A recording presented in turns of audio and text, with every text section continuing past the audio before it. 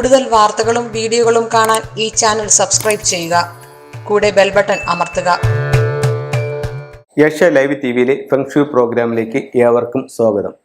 ഇന്നിപ്പം വീട് വയ്ക്കുമ്പോഴത്തേക്ക് വീട് വെച്ച് അതിനകത്ത് നമ്മൾ താമസമാകുമ്പം അപ്പോൾ ഒത്തിരി ആൾക്കാരെല്ലാം വരുമ്പോഴത്തേക്ക് വാസ്തുവിനെ പറ്റി വായിച്ചും കേട്ടുമൊക്കെ മനസ്സിലാക്കിയിരിക്കുന്ന ഒത്തിരി ആൾക്കാരുണ്ട്. അപ്പം അവർ വന്നിട്ട് പൊതുവേ വീടുകളിൽ ചോദിക്കുന്നത്, ഇതിൻ്റെ ബ്രഹ്മസൂത്രം കടന്നു പോകാനായിട്ടൊരു ഹോളില്ലേ, അല്ലെങ്കിൽ യമസൂത്രം കടന്നു പോകാനായിട്ട് ഹോളില്ലേ, അത് ചെയ്യണമായിരുന്നല്ലോ, അതെന്താ ചെയ്യാഞ്ഞത് എന്ന് ചോദിക്കുന്നുണ്ട്.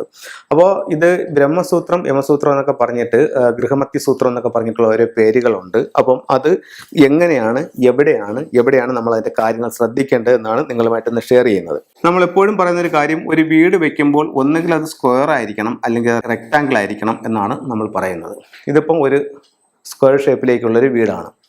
ഇതിൻ്റെ ദിക്കുകൾ നമ്മൾ മാർക്ക് ചെയ്യാം. ഇവിടെ സൗത്ത് വന്ന് അതിൻ്റെ നേരെ ഓപ്പോസിറ്റ് നോർത്ത്, ഇത് വെസ്റ്റായി, അതിൻ്റെ നേരെ ഓപ്പോസിറ്റ് ഈസ്റ്റായി.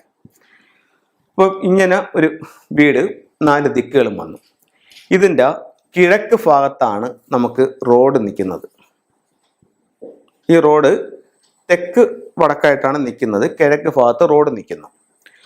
അപ്പോൾ ഇതിൻ്റെ ബ്രഹ്മസൂത്രം എങ്ങനെ പോകുന്നു എന്ന് വെച്ച് കഴിഞ്ഞാൽ, ഇത് മൊത്തത്തിൽ ഈ ഇവിടുത്തെ അളവെടുക്കുമ്പോൾ 50 അടി ഉണ്ടെന്ന് കണക്കാക്കുക.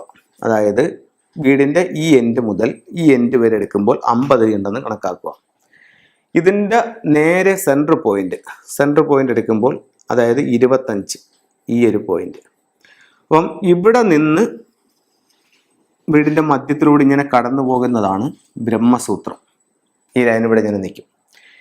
അപ്പോൾ ഈ ബ്രഹ്മസൂത്രം അടച്ച് പണി ചെയ്യരുത് എന്ന് പറയുന്നുണ്ട്. കാരണം ഇവിടെ നിന്ന് ഒരു എയർ പാസ് ചെയ്ത് ഇങ്ങനെ പോകുന്നുണ്ട്. അപ്പോൾ അതിന് ഒരു തടസ്സം വന്നു കഴിഞ്ഞാൽ നമുക്ക് വീട്ടിൽ കയറുമ്പോൾ ഒരു ബുദ്ധിമുട്ട്, ഒരു വിങ്ങൽ അനുഭവപ്പെടുമെന്നാണ് പറയുന്നത്. ഇതിന് ആൾക്കാർ ഇവിടെ ഡോർ ചെയ്യും, ഇവിടെയും ഡോർ ചെയ്യും.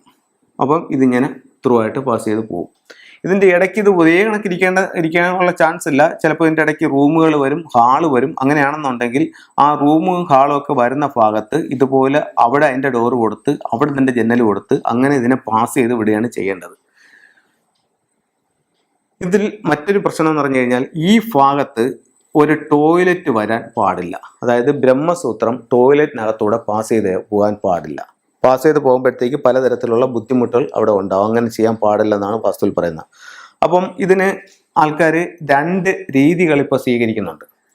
ഒന്നെന്ന് പറഞ്ഞു കഴിഞ്ഞാൽ, ഈ ടോയ്ലറ്റിൻ്റെ ഹൈറ്റ് ഒരു 7 അടി ഹൈറ്റിലേക്ക് മാറ്റും. എന്നിട്ട് അതിൻ്റെ മുകളിൽ ഒരു ഇത് കൊടുക്കും. അപ്പം ഈ ഇവിടെ നിന്നുള്ള എയർ ഇങ്ങനെ അങ്ങ് പാസ് ചെയ്ത് പോകും എന്നുള്ളതാണ് അവർ കണക്കാക്കുന്നത്. അതല്ലെങ്കിൽ പിന്നെ ചെയ്യാവുന്ന ഒരു പരിപാടി എന്ന് പറഞ്ഞാൽ, ഇതിൻ്റെ നേരെ സെൻറ്റർ എടുത്തിട്ട് ഇതിപ്പോൾ ഇവിടെ ടോയ്ലറ്റ് ആണെന്ന് വെച്ചോ, ഇവിടെ ഒരു സ്റ്റീൽ പൈപ്പ് കൊടുക്കും. ഇത് കൊണ്ടുവന്ന് ഇതിനകത്ത് മുട്ടിച്ചിട്ട് ഇങ്ങനെ വെച്ച് കൊടുക്കുമ്പം ഇവിടെ നിന്ന് വരുന്ന എയർ ഈ ഹോളിനകത്തൂടെ പാസ് ചെയ്ത്, എന്നാൽ ടോയ്ലറ്റിനകത്ത് ലയിക്കത്തതുമില്ല, അങ്ങ് വെളിയിൽ പോകും. ഇവിടെ നിന്ന് ഒരാൾ ഇതിലേക്ക് നോക്കിക്കഴിഞ്ഞാൽ ഈ പൈപ്പ് ഈ ടോയ്ലറ്റിനകം കാണാൻ പറ്റില്ല, നമുക്ക് ഇപ്പുറം മാത്രമേ കാണാൻ പറ്റത്തുള്ളൂ. ഇങ്ങനെയും അതിനെ കറക്റ്റ് ചെയ്യുന്നുണ്ട്.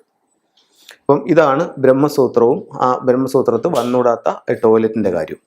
ഇനി ഇതുപോലെ യമസൂത്രമുണ്ട്. ഇത് കിഴക്ക് ദർശനമുള്ള വീടിനാണ് ഇത് പ്രാധാന്യം, അല്ലെങ്കിൽ പടിഞ്ഞാറ് ദർശനമുള്ള വീടിനാണ് ഇത് പ്രാധാന്യം. ആ വീടിന് ഈ യമസൂത്രം അത്രത്തോളം പ്രാധാന്യം ഇല്ല. എന്നാൽ പലരും ഇത് കൊടുക്കുന്നത് കൊണ്ട് ദോഷവുമില്ല. അടുത്തത് യമസൂത്രം എന്ന് പറയുന്നത് ഇങ്ങനെയാണ് പാസ് ചെയ്ത് പോകുന്നത്. ഇത് പോകുമ്പോഴത്തേക്ക് ഇതും ഇതുപോലെ ജനലുകളോ വാതിലുകളോ വെച്ച് കറക്റ്റ് ചെയ്യേണ്ടതുണ്ട്. ഇതും ഇങ്ങനെ കടന്നു പോകണം. ഇത് വടക്ക് ദർശനമുള്ള വീട് അല്ലെങ്കിൽ തെക്ക് ദർശനമുള്ള വീടിനാണ് ഇതിൻ്റെ പ്രാധാന്യമുള്ളത്. പടിഞ്ഞാറ് ദർശനമുള്ള വീടിന് ഈ പ്രാധാന്യമില്ല. പടിഞ്ഞാറ് ദർശനമുള്ള വീടിന് കിഴക്ക് ദർശനമുള്ള വീടിന് ഇത് ശ്രദ്ധിക്കേണ്ട കാര്യമില്ല. ഇത് കിട്ടുമെന്ന് പറഞ്ഞുകൊണ്ട് ദോഷവുമില്ല.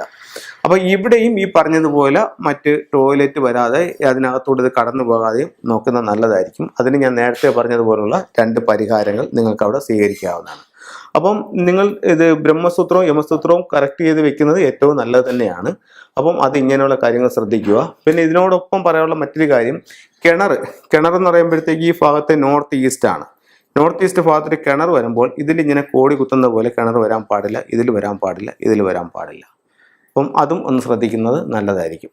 നിങ്ങളൊരു ടാങ്ക് വെച്ചിരുന്നാൽ പോലും, ഒരു വാട്ടറിൻ്റെ ടാങ്ക് വെച്ചിരുന്നാൽ പോലും ഈ കോർണറിൽ കയറാത്ത രീതിയിൽ അപ്പുറത്തോ ഇപ്പുറത്തോ ഒഴിച്ചു വെക്കുന്നത് വളരെ നല്ലതായിരിക്കും.